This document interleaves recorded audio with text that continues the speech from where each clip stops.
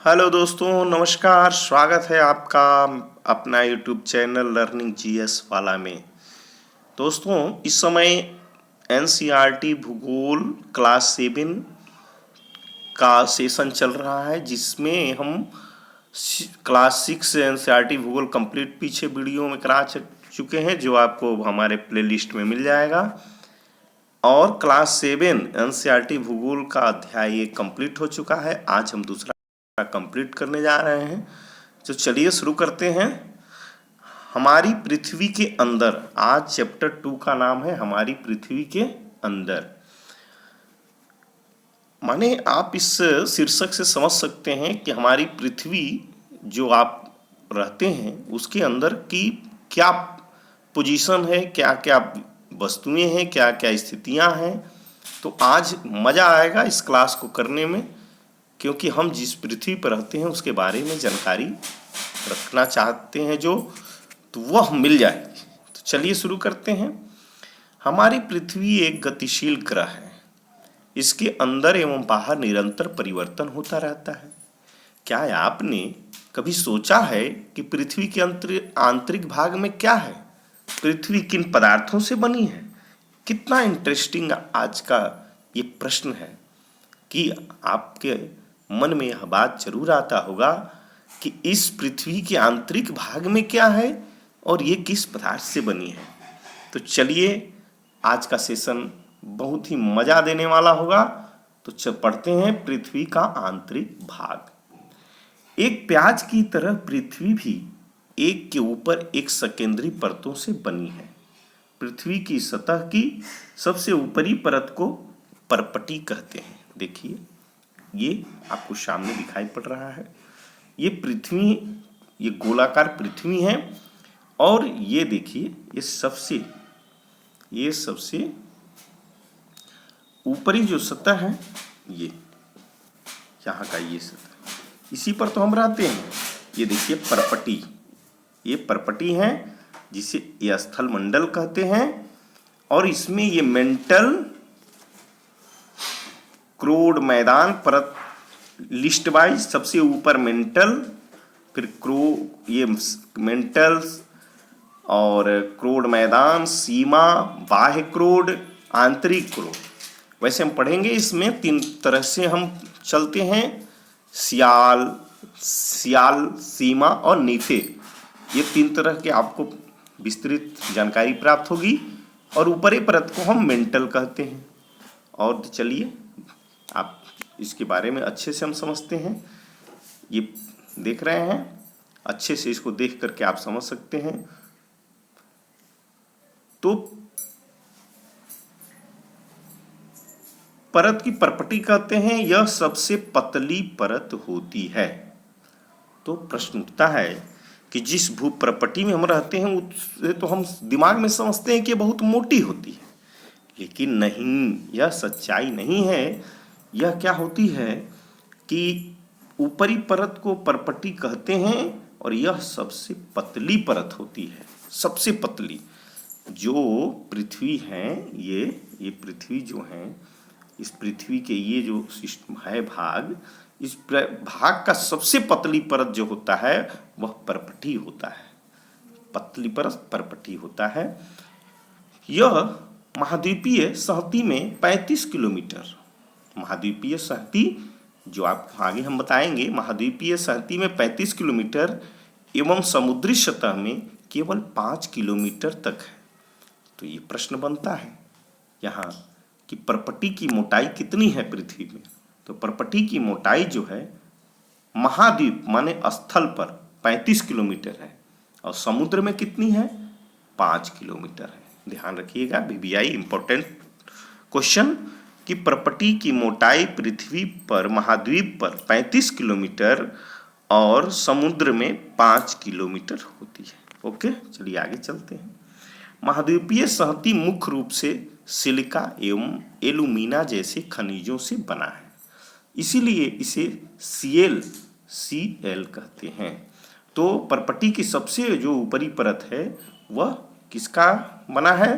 तो सिलिका एवं एलुमिना का। समझ में आया?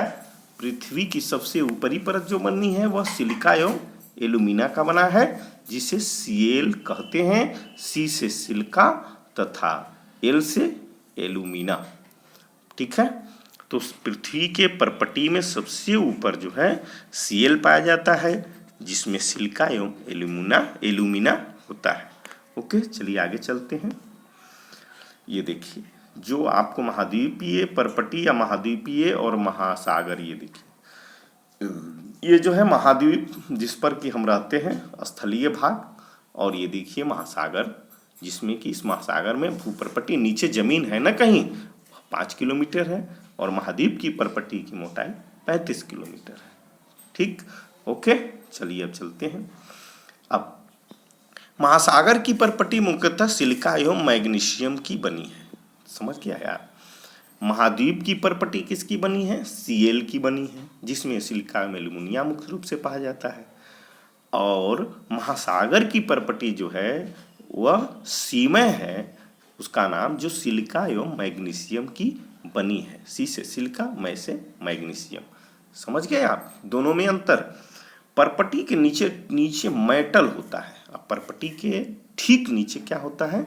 मेंटल। इसका नाम क्या नाम है? परपटी के नीचे के ठीक नीचे, तो ये क्रम भी पूछ देता है कि क्रम बताएं, तो ऊपर सबसे परपटी, फिर मेंटल। तो मेंटल 2900 किलोमीटर की गहराई तक फैला है। अब देखिए 35 किलोमीटर हो गया परपटी की, और परपटी के बाद जो है मेंटल 2900 किलोमीटर की गहराई तक फैला है। इसकी सबसे आंतरिक परत क्रोड है। इसकी सबसे आंतरिक परत क्या है? क्रोड है। ये देखिए, आप यहाँ देखिए, ये देखिए, ये परपटी हो गई, परपटी हो गया। ये परपटी का ये जो रेड कलर का बना हुआ है, ये ऊपर जिस पे पृथ्वी पर रहते हैं, ये स्थल मंडल है। और ये सबसे ऊपरी भाग परपटी, ये देखिए, ये परपटी, इसकी मोटाई 35 किलोमीटर, यहाँ से रेड कलर का। फिर ये देखिए पीला कलर का, इसकी मोटाई 2900 किलोमीटर। और इसमें देखिए ये आंतरिक क्रोड, बाह्य क्रोड, ये सब सीमा, जो भी हमने आपको बताया, पृथ्वी के परपटी सीमा में सिलिका मैग्नीशियम पाया जाता है। वो देखिए ये क्षेत्र में आता मिलता है। चलिए आगे चलते हैं। तो हम अभी पढ़ रहे थे कि परपटी के नीचे ठीक मेंटल होता है, जो 2900 किलोमीटर की गहराई तक फैला होता है। इसकी सबसे आंतरिक परत का नाम क्या है? मेंटल की सबसे आंतरिक परत क्रोड है, उसका नाम क्रोड है। ओके, अब देखिए, जिसकी त्रिज्या लगभग 3500 किलोमीटर है। क्रोड, आंतरिक क्रोड की त्रिज्या, ये त्रिज्या यही ना होता है। ये मान लीजिए ये वृत्त है, तो वृत्त के ये पूरा व्यास हो जाएगा, और यहाँ आधी त्रिज्या कही जाती है। ये जो होती है वह त्रिज्या होती है। तो इसकी त्रिज्या, क्रोड की त्रिज्या होती है, वह जो है कितनी होती है? अभी आपने देखा 3500 किलोमीटर। यह मुख्यतः निकल एवं लोहे की बनी होती है। तो आंतरिक क्रोड जो होता है वह निकल एवं लोहे की बनी होती है, तथा इसे नीफे कहते हैं। तो क्रोड किसका बना होता है? नीफे का। ठीक है, केंद्रीय क्रोड का तापमान एवं दाब काफी उच्च होता है। जो क्रोड का जो केंद्रीय क्रोड होता है, उसका तापमान एवं दाब जो है काफी उच्च होता है। इसीलिए देखिए रेड कलर में दिखाया गया है, देख रहे हैं ना, क्योंकि इसका तापमान एवं दाब काफी उच्च होता है। ठीक है, चलिए केंद्रीय क्रोड का देख रहे हैं। देखिए, अब चलिए आगे चलते हैं। और इससे पहले जो है यहाँ कुछ तथ्यात्मक चीजें हैं, क्या आप जानते हैं? देख लेते हैं। देखिए, विश्व की सबसे गहरी खान दक्षिण अफ्रीका में स्थित है, तथा इसकी गहराई लगभग 4 किलोमीटर है। तो ये पूछ सकता है प्रश्न कि विश्व की सबसे गहरी खान किस देश में है? तो दक्षिण अफ्रीका में है, और इसकी गहराई कितनी है? तो 4 किलोमीटर है। तेल की खोज में इंजीनियर 6 किलोमीटर गहराई तक खोद चुके हैं। दूसरा तथ्य, पृथ्वी के केंद्र तक पहुंचने के लिए जो बिल्कुल असंभव है, आपको समुद्र की सतह पर 6000 किलोमीटर गहराई तक खोदना होगा। तो यदि स्थल के भूपर्पटी से खोदा जाए तो काफ़ी है, 35 किलोमीटर है, और जबकि इसकी समुद्र से खुदाई की जाए तो 600 किलोमीटर गहराई तक खोदना होगा एकदम केंद्र तक जाने के लिए, क्योंकि वहाँ थोड़ा नज़दीक पड़ता है। ठीक है, ये चीज़ है, ये तथ्य है, तो आप समझ चुके होंगे। चलिए अब आगे चलते हैं। शैल एवं खनिज, तो आप पृथ्वी के परपटी के बारे में आप समझ चुके होंगे। ऊपर परपटी, फिर मेंटल, फिर क्रोड, और इसके मेंटल में जो सीमा है, सीएल है, और महासागर में सीमा है। चलिए ये देख लीजिए पहले तथ्य क्या है। पृथ्वी के आयतन का केवल 1% हिस्सा ही परपटी है। देखिए पूछ देता है कि पृथ्वी के आयतन का कितना भाग परपटी में है, तो मात्र 1%, 84% मेंटल है और 15% क्रोड है। तो परपटी, मेंटल, क्रोड 3 हिस्सों में पृथ्वी है। पहला सबसे ऊपर परपटी, फिर मेंटल, क्रोड, सबसे ज़्यादा मेंटल 84% और सबसे कम परपटी 1%। पृथ्वी की त्रिज्या कितनी है, तो 6371 किलोमीटर है। याद रखिएगा, पृथ्वी की त्रिज्या पूछ दिया जाए तो 6371 किलोमीटर है, और आंतरिक क्रोड की त्रिज्या कितनी है, तो 3500 है। अब देखिए, चलिए शुरू करते हैं शैल एवं खनिज। शैल एवं खनिज के, पृथ्वी की परपटी अनेक प्रकार के शैलों से बनी है। पृथ्वी की परपटी बनाने वाले खनिज पदार्थ के किसी भी प्राकृतिक पिंड को शैल कहते हैं। तो किसी भी प्राकृतिक पिंड को शैल कहते हैं। शैल किसे कहते हैं, शैल का आप खूब नाम सुने होंगे। तो पृथ्वी की परपटी बनाने वाले, पृथ्वी किससे बनी है, आप जानते हैं कि पृथ्वी की परपटी शैल एवं खनिज से बनी है। तो शैल क्या है, तो पृथ्वी की परपटी बनाने वाले खनिज पदार्थ के किसी भी प्राकृतिक पिंड को शैल कहते हैं। शैल विभिन्न रंग एवं आकार एवं गठन के हो सकते हैं। मुख्य रूप से शैल 3 प्रकार के होते हैं, आप सुने होंगे। आग्नेय शैल, जिसे इग्नियस, अवसादी सेडिमेंट्री शैल, एवं कायांतरित मेटाफोरिफ्रिक शैल। द्रवित मैग्मा ठंडा होकर ठोस हो जाता है। देखिए ध्यान रखिएगा, द्रवित मैग्मा ठंडा होकर ठोस हो जाता है। इस प्रकार से बने शैल को आग्नेय शैल कहते हैं। तो आग्नेय शैल क्या होता है, तो ये द्रवित मैग्मा जब ये ठंडा होकर ठोस होता है तो वह आग्नेय शैल होता है। प्रश्न डायरेक्ट पूछता है कि आग्नेय शैल किससे बना होता है, तो द्रवित मैग्मा से जो ठंडा होकर ठोस होकर बनता है, इसे प्राथमिक शैल भी कहते हैं।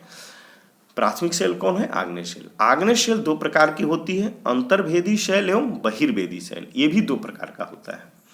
क्या है, आप ज्वालामुखी से निकलने वाले लावा की कल्पना कर सकते हैं। वास्तव में आग की तरह लाल द्रवित मैग्मा ही लावा है। जो लाल द्रवित मैग्मा ही लावा है, जो पृथ्वी के आंतरिक भाग से निकलकर सतह पर आ जाता है। जब द्रवित लावा पृथ्वी की सतह पर आता है तो यह तेजी से ठंडा होकर ठोस बन जाता है। भूपर्पटी इस प्रकार से बने शैल को बहिर्भेदी आग्नेय शैल कहते हैं। यानी कि जब ये बाहर आ गया भेद करके, जब पृथ्वी को भेद करके बाहर आ गया तो बहिर्भेदी हो गया, इसीलिए इसका बहिर्भेदी आग्नेय शैल नाम पड़ा। इनकी संरचना बहुत महीन दानों वाली होती है। उदाहरण के लिए बेसाल्ट। तो बेसाल्ट कौन सा शैल है, आग्नेय शैल, बेसाल्ट। ओके, ध्यान रखिएगा, बेसाल्ट के लिए बेसाल्ट जो है उदाहरण दिया जाता है, आग्नेय शैल का है। दक्कन पठार बेसाल्ट शैलों से बना है। तो बेसाल्ट शैल कहाँ मिलता है, दक्कन के पठारों में। दक्कन के पठारों में द्रवित मैग्मा कभी कभी भूपर्पटी के अंदर गहराई में ही ठंडा हो जाता है। नीचे से तो निकल गया, लेकिन वह बीच में फंस जाता है स्थलमंडल के कहीं, परपटी में कहीं, फिर वहीं ठंडा हो जाता है। इस प्रकार बने ठोस शैल को अंतर्भेदी आग्नेय शैल कहते हैं। धीरे धीरे ठंडा होने के कारण ये बड़े दानों के रूप ले लेते हैं। ग्रेनाइट ऐसे ही शैल का एक उदाहरण है। तो ग्रेनाइट जो है किस शैल का उदाहरण है, तो यह भी आग्नेय ही शैल है, लेकिन यह अंतर्भेदी शैल का उदाहरण है। बेसाल्ट बहिर्भेदी शैल का उदाहरण है और आग्नेय अंतर्भेदी शैल का, और ग्रेनाइट अंतर्भेदी शैल का उदाहरण है। ध्यान रखिएगा। लेई मसालों तथा दानों का चूर्ण बनाने के लिए जिन अपघर्षण पत्थरों का उपयोग होता है वह ग्रेनाइट के ही बने होते हैं। आप देखे होंगे घर में जो मसाला पीसा जाता है जिस पत्थर पर, आप देखे होंगे, या चूर्ण बनाया जाता है कूट करके, लेई बनाया जाता है, वह सभी जो होता है वह ग्रेनाइट पत्थर के बने होते हैं। चलिए आगे चलते हैं। शैल लुढ़क कर, चटक कर तथा एक दूसरे से टकरा कर छोटे छोटे टुकड़े में टूट जाते हैं। इन छोटे टुकड़ों को ही अवसाद कहते हैं। शैल आपस में भी टकराते हैं तो आप देखे होंगे दो पत्थर टकराएंगे तो कुछ चूर्ण निकलेगा ही, या लुढ़केंगे तो कुछ टूटेंगे। तो ये क्या कहलाते हैं? अवसाद कहलाते हैं। ये अवसाद हवा, जल आदि के द्वारा एक स्थान से दूसरे स्थान पर पहुंचकर जमा हो जाते हैं। ये अदृढ़ अवसाद दबकर एवं कठोर होकर शैल की परत बनाते हैं। इस प्रकार के शैलों को अवसादी शैल कहते हैं। तो ये शैल छोटे टुकड़े कहीं पड़ गए और वो किसी हवा के द्वारा उस पर मिट्टी चढ़ गई, हवा जल आदि के द्वारा उस पर जो विभिन्न तरह की अवसादें चढ़ी और वह फिर बड़ा रूप ले लिया, वह अवसादी शैल कहलाता है। तो ऐसे शैलों को अवसादी शैल कहते हैं। उदाहरण के लिए बलुआ पत्थर अवसादी शैल के क्या क्या उदाहरण हैं? तो बलुआ पत्थर रेत के दानों से बनता है। इन शैलों में पौधों, जानवरों एवं अन्य सूक्ष्म जीवाणुओं जो कभी इन शैलों पर रहे हैं के जीवाश्म भी हो सकते हैं। मान लीजिए जो आग्नेय शैल होते हैं उनके टुकड़ों पर जो है अवसाद जो चढ़े पौधों के, जानवरों के, सूक्ष्म जीवाणुओं के, तो इसलिए इसे जीवाश्म शैल भी कहा जा सकता है। आप समझिए सीधा कि इन कारण ये जीवाश्म शैल भी कहलाते हैं। और अवसादी शैल का उदाहरण क्या है? बलुआ पत्थर और ये जीवाश्म शैल भी कहे जाते हैं। आग्नेय एवं अवसादी शैल उच्च ताप एवं दाब के कारण कायांतरित शैल में परिवर्तित हो जाते हैं। अब देखिए तीसरा शैल हम पढ़े थे कायांतरित शैल। तो कायांतरित शैल कैसे बनता है? तो आग्नेय एवं अवसादी शैल उच्च दाब एवं उच्च ताप, ध्यान रखिएगा, उच्च ताप, ये डायरेक्ट पूछता है उच्च ताप, निम्न दाब, या इस तरह से 4 ऑप्शन दे देगा। तो उच्च ताप भी और उच्च दाब भी, ये आग्नेय एवं अवसादी शैलों के उच्च ताप एवं उच्च दाब के कारण कायांतरित शैल में परिवर्तित हो जाते हैं। ये देखिए आपको चित्र संख्या 3.3 में दिखाया गया है, कायांतरित शैल में परिवर्तित होना, देख रहे हैं। चलिए आगे चलते हैं। उदाहरण के लिए चिकनी मिट्टी स्लेट में, चिकनी मिट्टी किसमें? स्लेट में।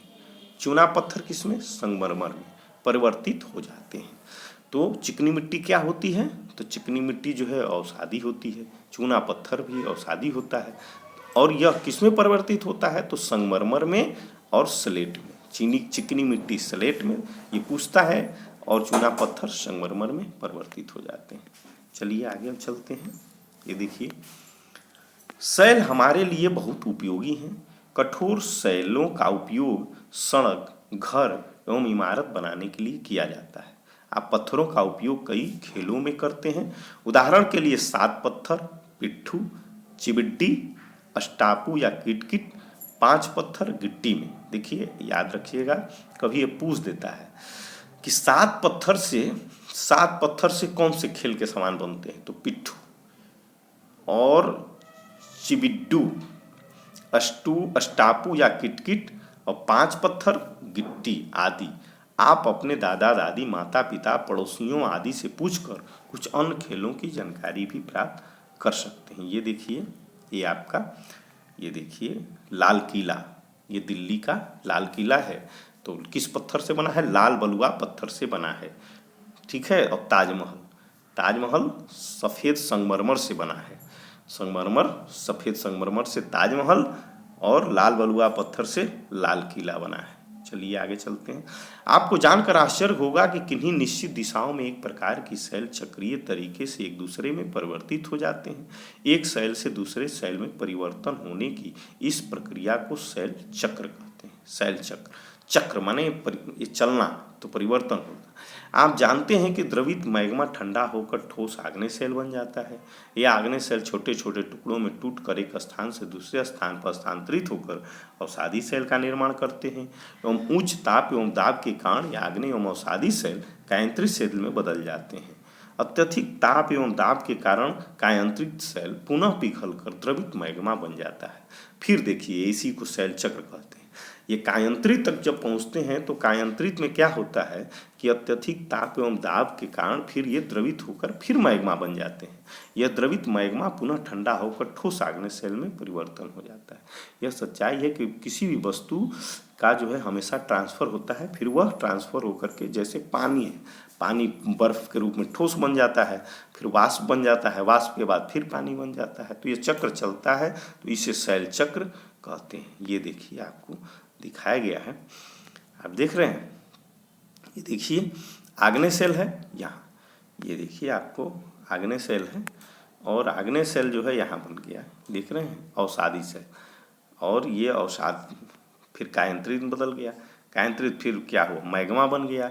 और मैग्मा, ये देखिए ये मैग्मा बन गया, अवसादी और ये मैग्मा बन गया। और फिर ये लौट करके मैग्मा से फिर आग्नेय में चलता है, देख रहे हैं। ये देखिए ये फिर इसमें आ गया, ये चक्र दिखाया गया। अब चलिए देखते हैं ये क्या है, आओ सीखें कुछ। आपके राज्य में कौन कौन से खनिज पाए जाते हैं अपनी कक्षा में समझिए। ये देखिए आपको सेल विभिन्न खनिजों से बनी होती हैं। खनिज प्राकृतिक रूप में पाए जाते हैं, पाने जाने वाले पदार्थ हैं जिनका निश्चित भौतिक गुणधर्म एवं निश्चित रासायनिक मिश्रण होता है। खनिज मानव जाति के लिए बहुत महत्वपूर्ण है। कुछ का उपयोग ईंधन की तरह होता है, जैसे कोयला, प्राकृतिक गैस एवं पेट्रोलियम। इनका उपयोग उद्योग, औषधि एवं उर्वरक में भी होता है, जैसे लोहा, एल्यूमिनियम, सोना, यूरेनियम। ये क्या है, ये सब जो है हमारे विभिन्न प्रकार के पृथ्वी में पाए जाने वाले खनिज हैं। चलिए आगे चलते हैं। अब आपका सेशन यहीं पर समाप्त होता है, हमारी पृथ्वी के अंदर का। ये देखिए आपको कुछ मिलेंगे यहाँ प्रश्न, आपको एक आध प्रश्न हम बना के दिखाते हैं, आप स्वतः फिर बना सकते हैं। द्रवित मैग्मा से बने सेल, तो द्रवित मैग्मा से आग्नेय बनता है। पृथ्वी के सबसे भीतर आपको हमने बताया था, सबसे परपटी, परपटी के बाद मेंटल और मेंटल के बाद क्रोड, तो क्रोड सबसे भीतर होता है। ठीक है, तो इस तरह से आप जो है सभी प्रश्नों को कर सकते हैं। ठीक, ओके। तो आज का सेशन यही समाप्त होता है। बहुत ही इम्पोर्टेंट आज का सेशन था, आप इसे बार बार समझ सकते हैं, देख सकते हैं और इसको कंप्लीट कर सकते हैं। Okay, thank you.